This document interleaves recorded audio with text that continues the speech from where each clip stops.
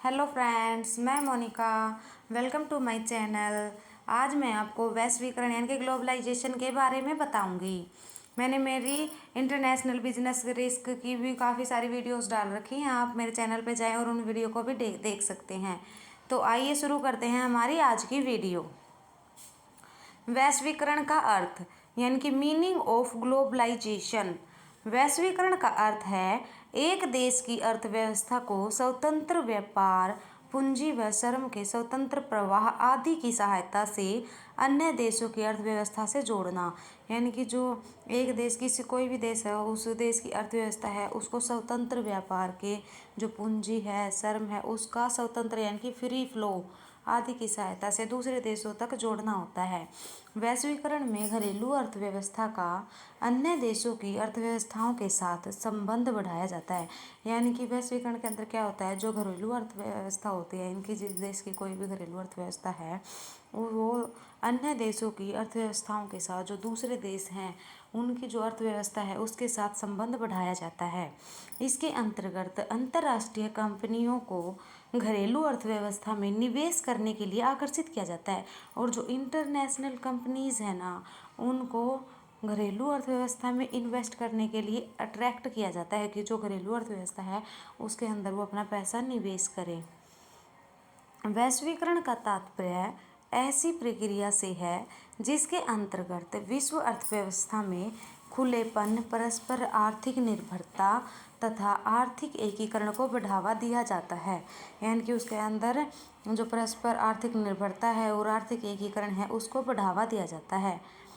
फिर है वैश्वीकरण में घरेलू अर्थव्यवस्था को विदेशी बहुराष्ट्रीय कंपनियों के प्रवेश के लिए खोल दिया जाता है। यानी कि जो विदेशी बहुराष्ट्रीय कंपनियां होती हैं ना, वो एंट्री कर सकती है, उसके लिए खोल दिया जाता है। आयात पर लगे प्रतिबंधों को कम किया जाता है। जब किसी देश से हम कोई सामान आयात करते हैं तो उसके ऊपर जो भी प्रतिबंध होते हैं, रोक टोक लगाई जाती है, उनको कम किया जाता है और अंतर्राष्ट्रीय व्यापार को बढ़ावा दिया जाता है। किसी देश से कोई भी वस्तु या सेवा आयात करने के लिए उसके ऊपर कोई रोकथाम नहीं होगी, तो इससे इंटरनेशनल बिजनेस को बढ़ावा मिलता है। अब बहुराष्ट्रीय कंपनियां उन महत्वपूर्ण क्षेत्रों में भी निवेश कर सकती हैं जो पहले विदेशी कंपनियों के लिए वर्जित या प्रतिबंधित थे। यानी कि जो बहुराष्ट्रीय कंपनियां जिन उन क्षेत्रों में ये भी अब पैसा इन्वेस्ट कर सकते हैं जिनमें पहले रोकथाम थी, या फिर जिनमें पहले इन्वेस्ट करने के लिए मंजूरी नहीं थी, उन पर रोक लगाई जाती थी। वैश्वीकरण का यह मानना है कि घरेलू अर्थव्यवस्था को वैश्विक अर्थव्यवस्था के साथ जोड़ा जाना चाहिए। यानी कि जो घरेलू अर्थव्यवस्था होती है ना, उसको वैश्विक अर्थव्यवस्था के साथ जोड़ दिया जाना चाहिए। इससे विश्व की उच्च स्तरीय तकनीक, विशिष्ट ज्ञान, उत्पादों व सेवाओं आदि का घरेलू अर्थव्यवस्था में अंतर्प्रवाह बढ़ेगा। विकसित देशों की पूंजी व टेक्नोलॉजी विश्व के विकासशील देशों, यानी कि जो विकसित देश है ना, उनकी जो पूंजी है और जो टेक्नोलॉजी है, जो टेक्निक वो यूज़ करते हैं, वो विश्व के जो दूसरे विकासशील देश हैं जैसे कि चीन, भारत आदि में निवेश किए जाएंगे। मतलब कि जहाँ पे जो विकासशील देश है ना, उनमें इनको यूज़ किया जाएगा। वैश्वीकरण की प्रक्रिया में बहुराष्ट्रीय कंपनियों की भूमिका बहुत महत्वपूर्ण है। यानी कि जो वैश्वीकरण की प्रक्रिया है, प्रोसेस है, उसके अंदर बहुराष्ट्रीय कंपनियां होते हैं, वो बहुत महत्वपूर्ण स्थान होता है उनका। अब बहुत सी बहुराष्ट्रीय कंपनियां कई देशों में अपने उत्पाद, सेवाएं, टेक्नोलॉजी आदि बेचती हैं। अब बहुत सारी बहुराष्ट्रीय कंपनियां ऐसी होती हैं जो अलग अलग देशों में अपने प्रोडक्ट हैं या फिर सर्विस है, कोई टेक्नोलॉजी है, उन सबको बेचती हैं, सेल करती हैं। संचार व परिवहन की सुविधाओं के विकास से परिवहन का या फिर संचार है, परिवहन की सुविधा है, उनके विकास से एक देश के लोगों के अन्य देशों में आवागमन में बहुत वृद्धि हुई है। वहाँ पे आना जाना आसान होगा या फिर वहाँ पे संचार करना आसान होगा, तो इससे जो आवागमन है वहाँ पे जाने में कोई कठिनाई नहीं आएगी, तो इससे आवागमन में बहुत वृद्धि होती है। लोग उच्च शिक्षा ग्रहण करने, पर्यटन, चिकित्सा, नौकरी आदि के लिए अन्य देशों में पहले से अधिक जाते हैं। जैसे मान लो कोई अच्छी कोर्स करने के लिए, ठीक है, कोई अच्छी स्किल सीखने के लिए लोग एक देश से दूसरे देश में जाते हैं, ठीक है, ताकि वो बेस्ट से बेस्ट टेक्नोलॉजी यूज़ कर सकें या फिर कोई मतलब कि अच्छी शिक्षा ग्रहण कर सके। जैसे कोई इंग्लैंड चला गया, कोई लंदन चला गया, कोई अमेरिका चला गया, जैसे डॉक्टरी की पढ़ाई करने चला गया, या फिर वो सबका अलग अलग होता है कि भाई किसको किस चीज़ में इंटरेस्ट है। ठीक है, कोई जॉब करने के लिए चला जाएगा। तो पहले तो ये लोग कम जाते थे विदेश में। अब क्या हो गया, जब वहाँ का ट्रांसपोर्ट अच्छा हो गया, वहाँ पे आने जाने की सुविधा अच्छी मिलने लगी, ठीक है, और कोई रोकथाम नहीं होती, तो इससे वहाँ पे आने जाने में कोई कठिनाई होती, जिससे पहले की तुलना में अब अधिक लोग दूसरे देशों में जाना पसंद करते हैं अपने बिजनेस के लिए, अपनी जॉब के लिए, या कोई भी रीज़न हो सकता है इसके लिए। अतः वैश्वीकरण घरेलू अर्थव्यवस्था को वैश्विक अर्थव्यवस्था से जोड़ने की प्रक्रिया है। यानी वैश्वीकरण क्या है, जो घरेलू अर्थव्यवस्था है उसको वैश्विक अर्थव्यवस्था से जोड़ने की प्रक्रिया को ही वैश्वीकरण कहा जाता है। वैश्वीकरण में मुख्यतः निम्न शामिल है। देखो, वैश्वीकरण के अंदर क्या क्या आता है। फर्स्ट आता है विभिन्न देशों में उत्पादों व सेवाओं के प्रवाह यानी कि मूवमेंट में टैरिफ होता है, सीमा शुल्क व गैर टैरिफ बाधाओं, जैसे परिमाणात्मक बाधाएं जैसे कोटा, परमिट, लाइसेंस आदि को कम करना। जैसे कि मान लो जो दूसरे देश हैं उनके अंदर अपने जो प्रोडक्ट हैं या सर्विस हैं उनके अंदर मूवमेंट करने में, या टैरिफ जो जैसे ये टूल टैक्स होता है, ठीक है, टैरिफ गैर टैरिफ बाधाएं होती हैं, भी लाइसेंस मांगा जाता है, परमिट मांगा जाता है, उन सबको कम कर दिया गया है। सेकंड है विभिन्न देशों में पूंजी के स्वतंत्र प्रवाह की अनुमति देना। जैसे कि जो जितने अलग अलग देश हैं उनके अंदर हम पूंजी के स्वतंत्र प्रवाह यानी कि फ्री मूवमेंट ऑफ कैपिटल की परमिशन दे दी जाती है वैश्वीकरण के अंदर। फिर थर्ड है विभिन्न देशों में टेक्नोलॉजी के स्वतंत्र प्रवाह की अनुमति देना। जितने अलग अलग देश हैं और जो विभिन्न देश हैं उनके अंदर फ्री मूवमेंट ऑफ टेक्नोलॉजी की भी अनुमति दी जाती है। फोर्थ है विभिन्न देशों में श्रम के स्वतंत्र प्रवाह मूवमेंट की अनुमति देना। यानी कि वैश्वीकरण के अंदर देखो, फ्री मूवमेंट ऑफ कैपिटल होता है, फ्री मूवमेंट ऑफ टेक्नोलॉजी होता है और फ्री मूवमेंट ऑफ लेबर होता है। ठीक है, इन सब को वैश्वीकरण के अंदर शामिल किया गया है। अब हम वैश्वीकरण की डेफिनेशंस के बारे में जानेंगे। ठीक है, डेफिनेशंस ऑफ ग्लोबलाइजेशन, जो आसान सी डेफिनेशन है मैंने सिर्फ वही ली हैं जो कि आपको आसानी से समझ में आए और आप उनको आसानी से याद कर सकें। ठीक है, कोई मुश्किल डेफिनेशन लिखने की कोई याद करने की कोई ज़रूरत नहीं है। इन मैंने 2 डेफिनेशन ली हैं, इन दोनों में से आपको जो भी डेफिनेशन अच्छे से समझ में आती है और जो अच्छे से याद होती है आप उसको ही याद करना। ठीक है, क्योंकि इन दोनों में से कोई एक डेफिनेशन ही हमें पेपर में लिखनी होती है। तो देखो, सुप्रसिद्ध अर्थशास्त्री दीपक नैयर के अनुसार वैश्वीकरण एक ऐसी प्रक्रिया है जिसका संबंध वैश्विक अर्थव्यवस्था में बढ़ते खुलेपन, बढ़ती परस्पर निर्भरता व बढ़ते आर्थिक एकीकरण से है।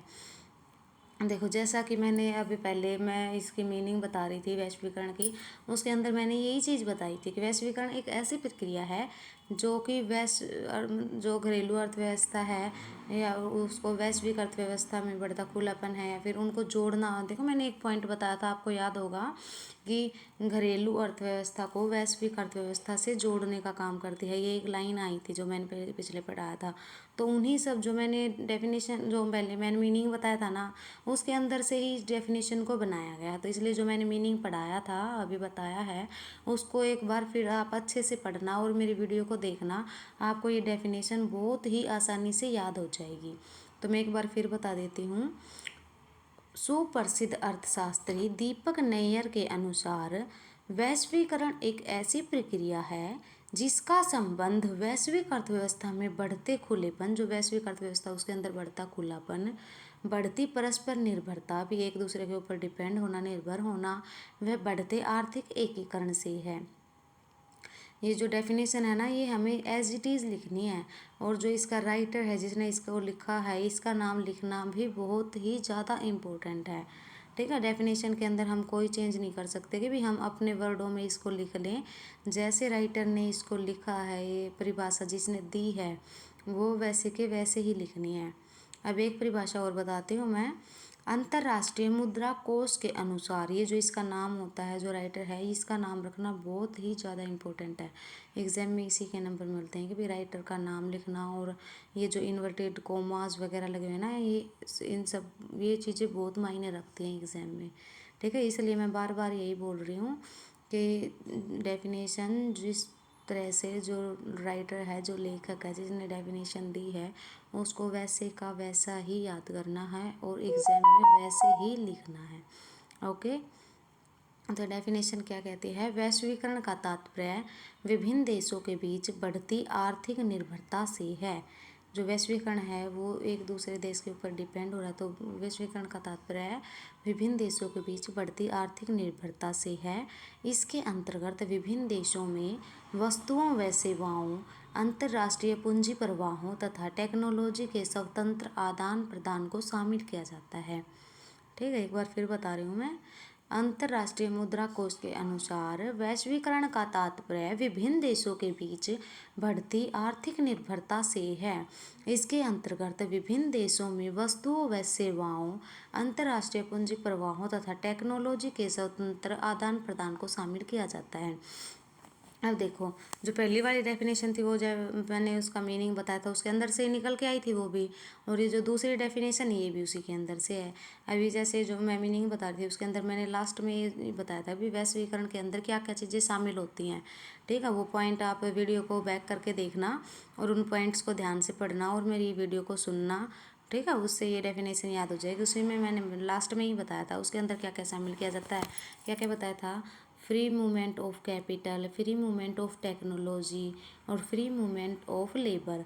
ठीक है, इन चीज़ों को शामिल किया गया था। यही चीज़ें इस डेफिनेशन में बताई हैं। अगर आप उसके मीनिंग को अच्छे से समझ लोगे ना, तो डेफिनेशन याद करना आपके लिए बहुत ही आसान हो जाएगा। डेफिनेशन याद करना कोई मुश्किल बात नहीं है, बहुत इजी है। बस आप उसके मीनिंग है, उसका जो अर्थ मैंने बताया है उसको अच्छे से सुनना। ये बिल्कुल ऐसा टॉपिक है, आपको पढ़ने की भी ज़रूरत नहीं है। जैसे मैं बता रही हूँ ना, वैसा सुनने से ही याद हो जाएगा। क्योंकि देखो, मैं तो सीधा सा यही मानती हूँ कि चीज़ें पढ़ने से ज़्यादा याद सुनने से होती है। क्योंकि पढ़ा हुआ तो हम एक टाइम के लिए दिमाग में ना भी रहे, भूल जाएं, लेकिन जो हम सुनते हैं ना, वो कहीं ना कहीं दिमाग में हमारे ऐड हो जाता है। और जब जो मान लो वैसे तो भूल गए, लेकिन एग्ज़ाम के टाइम पे जब ऐसा क्वेश्चन हमें सामने देखने के लिए मिलता है, तब अचानक से याद आ जाता है, हाँ भी उस वीडियो में मैंने ये बातें सुनी थी, और फिर आप आसानी से उस क्वेश्चन का आंसर लिख सकते हो। इसलिए सुनी हुई बातें बहुत ज़्यादा याद रहती हैं। ठीक है, तो आगे हो गया आपको इसकी मीनिंग और डेफिनेशन समझ में। अब इसकी कुछ विशेषताएं हैं जो मैं आपको बताती हूँ। ठीक है, ये भी एग्जाम में काम आएंगी। उपयुक्त परिभाषाओं में वैश्वीकरण की निम्न विशेषताओं पर जोर दिया गया है। यानी कि वैश्वीकरण के ये विशेषताएं होती हैं, फीचर्स होती हैं। पहली फीचर्स है इसकी, घरेलू अर्थव्यवस्था का वैश्विक अर्थव्यवस्था से एकीकरण। जो घरेलू अर्थव्यवस्था होती है उसका वैश्विक अर्थव्यवस्था से एकीकरण किया जाता है। सेकंड विशेषता है इसकी, अर्थव्यवस्था को विदेशी पूंजी, टेक्नोलॉजी व विदेशी प्रतिस्पर्धा के लिए खोलना। यानी कि जो फॉरेन कैपिटल है, टेक्नोलॉजी है और जो कंपटीशन होता है उसके लिए खोलना। थर्ड है, निर्यातों व आयातों के प्रति उदार दृष्टिकोण। यानी कि एक्सपोर्ट और इम्पोर्ट जो करते हैं उसके लिए उदार दृष्टिकोण होता है। स्वतंत्र विश्व व्यापार के रास्ते में आने वाली रुकावटें, यानी कि आसानी से बिजनेस कर सके, स्वतंत्र व्यापार कर सकें। ठीक है, उसके अंदर जो जो रुकावटें आती हैं, जैसे टैरिफ, कोटा की समाप्ति, और वो बताया था ना सीमा शुल्क, ठीक है, लाइसेंस, इन सब को कम करना या ख़त्म कर देना। फोर्थ है बहुराष्ट्रीय निगमों का प्रसार। फिफ्थ है विदेशी पूंजी का स्वतंत्र प्रवाह। तो मैंने आपको बहुत ही आसानी से समझाने की कोशिश की है। ठीक है, मुझे लगता है आपको समझ में आ गई होगी। और इंटरनेशनल बिजनेस से रिलेटेड वीडियो देखने के लिए मेरे चैनल को सब्सक्राइब करें, वहाँ पे आपको इंटरनेशनल बिजनेस की सारी वीडियोस मिलेंगी। और अगर कोई टॉपिक ऐसा जिसके ऊपर आप वीडियो चाहते हो तो मुझे कमेंट करके बताएं, फिर मैं उस टॉपिक पे भी ये वीडियो बना दूँगी। Okay, thanks for watching, bye bye.